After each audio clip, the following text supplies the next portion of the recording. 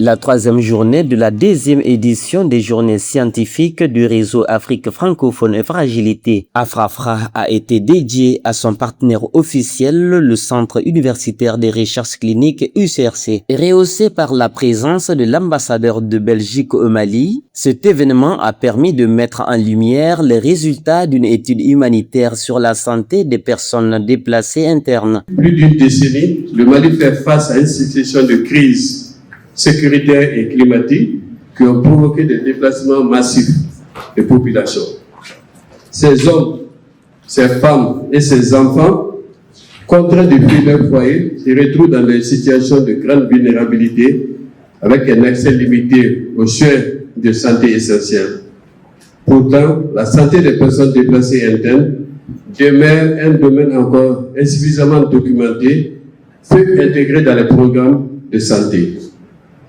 C'est précisément pour combler les lacunes de ce projet, un mouvement soins de santé pour les personnes déplacées et l'RPT à Bamako a vu le jour. Ce projet vise à mieux comprendre comment améliorer la fourniture de soins de santé aux personnes déplacées, et plus particulièrement l'incapacité à gérer les risques à l'interface entre l'homme, l'animal et l'environnement. Cette étude de 2 ans réalisée conjointement avec l'Institut de médecine tropicale d'Anvers a été menée sur des sites de déplacés internes situés autour des marchés de bétail urbains de Niamana et de Faladje à Bamako. Au Sahel, il y a plus de 2 millions de personnes qui sont concernées par ces déplacements et au Mali, on est à peu près à plus de 400 000 personnes déplacées. Ce déplacement va entraîner ce qu'on appelle une survulnérabilité avec de multiples défis pour l'État, pour notre système de santé et aussi pour le financement de la protection sociale. On a surtout fait 35 entretiens avec des informateurs clés, 3 focus groups et un atelier de co-création avec des personnes déplacées internes et les communautés d'accueil, avec les professionnels de la santé humaine, animale et environnementale, avec les autorités locales et surtout avec aussi les ONG et des informateurs clés sur ces sites-là. Les premiers résultats sur la perception que nos parties prenantes, les déplacés et les communautés hôtes, nous ont transféré, c'est surtout le problème lié à l'environnement, c'est-à-dire l'accès à une eau vraiment potable. Il y avait des mauvaises conditions d'hygiène, il y avait la pollution atmosphérique avec les déchets qui sont emmagasinés autour de ces habitants, des personnes déplacées. Il y avait aussi les maladies animales comme la tuberculose, la rage ou la brucellose qui ont été évoquées par les personnes déplacées comme étant les risques potentiels. Et du côté de la santé humaine, c'était surtout les maladies vectorielles comme le paludisme, les maladies infectieuses et respiratoires, et aussi les épidémies. Une analyse de la situation ainsi qu'une cartographie des parties prenantes ont été réalisées.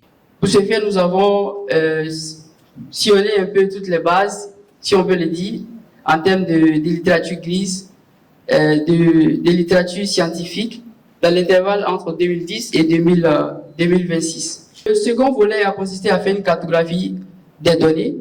C'était d'aller voir un peu les acteurs institutionnels et humanitaires à Bamako à travers des entretiens structurés, recenser les données et les rapports qu'ils avaient à leur niveau par rapport à ce sujet. Nous avons eu 1393 documents et ces documents ont été revus en test intégral pour avoir 47 documents et sur la base des critères d'inclusion et nous avons enregistré 23 documents pour cette étude. Dans cette étude, les données sanitaires et géographiques ont révélé un cadrage très restreint de l'approche One Health. Il s'agit là des documents retrouvés en fonction des différentes régions au Mali.